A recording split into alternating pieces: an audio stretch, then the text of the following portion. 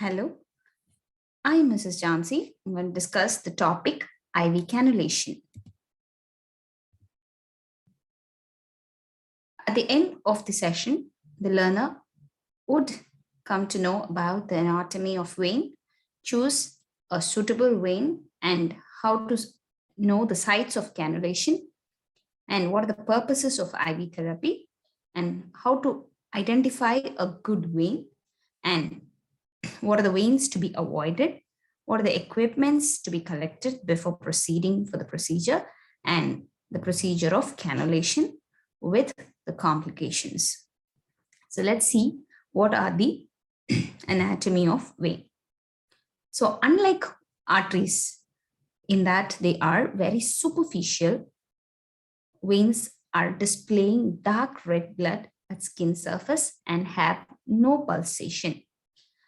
The anatomy of vein, tunica adventitia or externa, that is the outer layer of the vein, and tunica media, this is the middle layer of the vein, and tunica intima is the inner layer of the vein, and then the valves. So these are the anatomy of vein. So how do you choose a suitable vein? Use long straight veins in an upper extremity away from the joints for catheter insertion, in preference to the sites on the lower extremities too. If possible, avoid veins in the dominant hand and use distal veins first. Do not insert cannula on the side of mastectomy or any AV shunts or Gore-Tex is present. Transfer the catheter inserted in a lower extremity site to an upper extremity as soon as the later is available. In pediatric kids, it is recommended that cannula must be inserted into the scalp, hand, or foot site in preference, that is to a leg, arm, or antecubital fossa. So, how to select a site? We can prefer the radial vein, median cubital vein, antecubital space, median cephalic vein, median basilic vein, the basilic vein, and the axillary vein. So the preferred site for cannula insertion is the dorsum of the hand. The antecubital fossa should generally be avoided unless there are no other appropriate sites available. The chosen vein should be visible, straight, easily compressed, and not over any joints. So what are the purpose of IV therapy? This is to provide parenteral nutrition, to provide a venue for dialysis, to transfuse blood products, to provide a venue for hemodynamic monitoring, to provide a venue for diagnostic testing purposes, and to administer fluids, medications with the ability to rapidly change blood concentration levels by either continuous or intermittent or either by IV push method. So now, what are the signs of a good vein? A good vein should be bouncy, soft, above any previous site of insertion. It must be easily refilling when it is depressed. It must be easily visible. It must be straight, and it should be well supported and easily palpable before you proceed with the cannulation. Okay, now, what are the veins to be avoided? Here you go. Burn.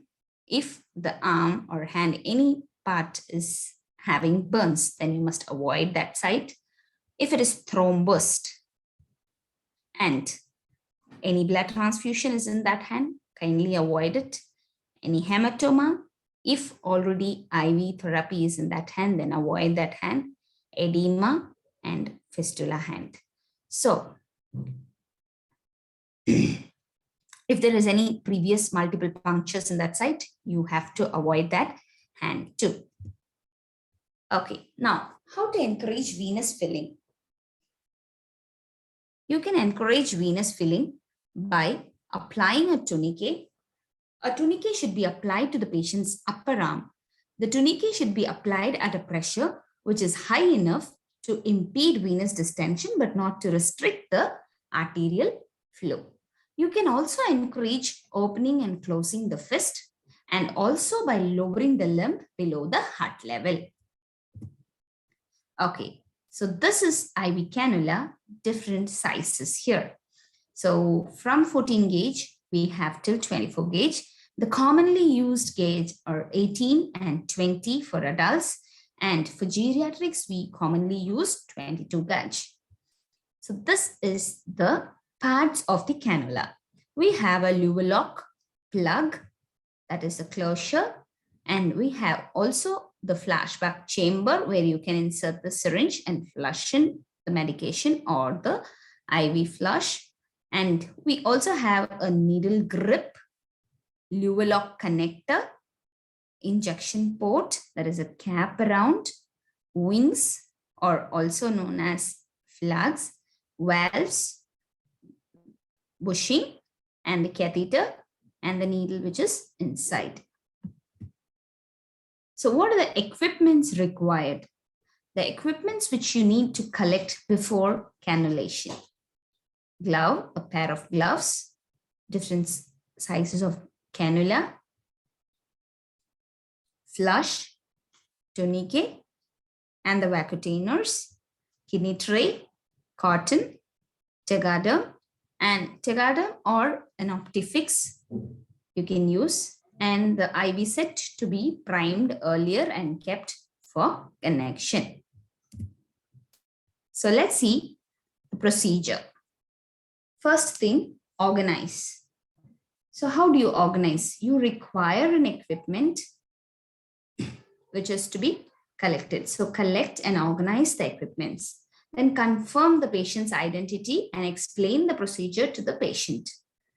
Ask the patient if they have any allergies or phobia and else they have fainted from injections in the past. And fourth one is choose arm. Choose arm. So choose the most appropriate arm for insertion and apply the tourniquet. The tourniquet should be left no longer for more than 2 minutes.